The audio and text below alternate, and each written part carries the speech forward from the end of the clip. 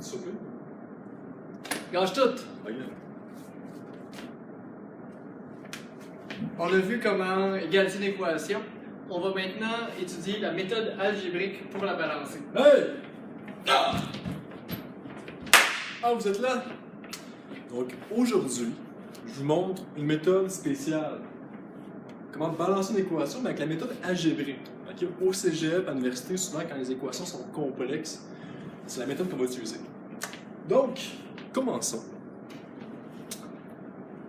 Ici, on a un acide avec une base qui produise de l'eau et un sel. Donc, on a une équation de neutralisation. Comment balancer? En 42 étapes? Ben non, il y a juste 5 étapes. Premièrement, tu repères la molécule la plus complexe. Okay. Pour l'instant, on va choisir celle-là. Donc, celle-là, le coefficient va valoir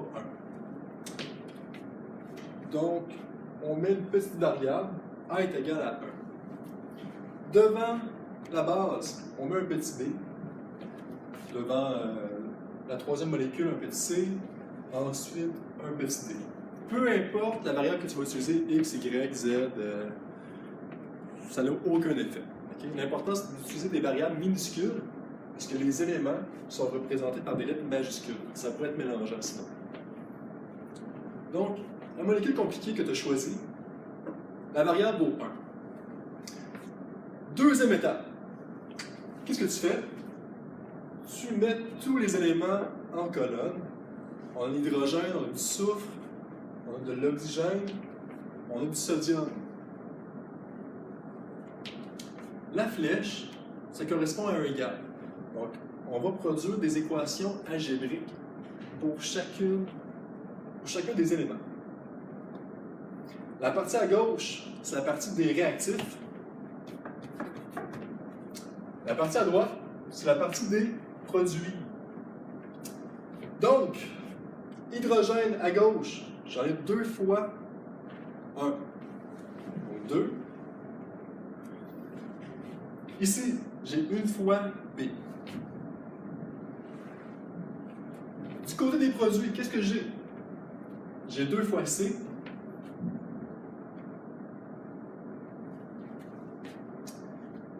Ici, hydrogène, j'en ai pas. Donc ici, on a une équation avec 2 variables inconnues. Pour l'instant, on ne peut rien faire. Le soufre, qu'est-ce que j'ai? J'ai 1 fois du soufre, fois 1. Donc 1. J'en ai pas ici. Ici, j'en ai 1 fois D. Donc la valeur de D, c'est 1. Donc on a trouvé la valeur d'une variable. Par la suite, oxygène, j'en ai 4 fois A. Donc 4 fois 1, 4. Ici, j'ai 1 B.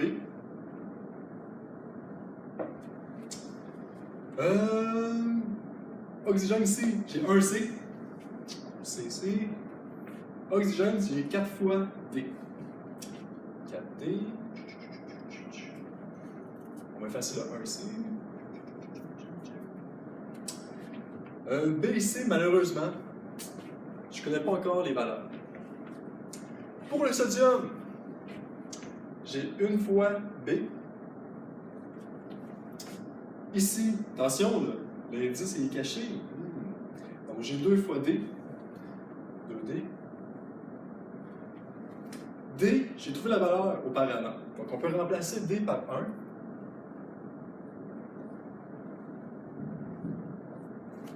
Donc, qu'est-ce qui reste? Troisième étape, c'est de résoudre des équations algébriques. B correspond à 2. Donc, on a une deuxième valeur, B correspond à 2. On connaît la valeur de B, on remplace B. Donc, B vaut 2, B vaut 2, 2. 2C est égal à 4. Donc, C vaut 2. Donc, ici, on a juste à remplacer les valeurs inconnues.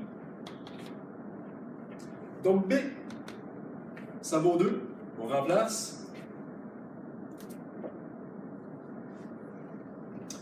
Le C, ça valait 2 aussi. Et finalement, mon sel, le sulfure de disodium, le sulfate de disodium, excusez-moi, ici, là, la valeur de D correspondait à 1.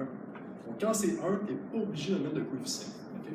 Comme ici, tu n'es pas obligé non plus. Donc, une molécule d'acide plus 2 molécules de base correspond à 2 molécules d'eau et une molécule de sel. L'équation balancée, ça peut paraître long, parce que j'ai fait étape par étape.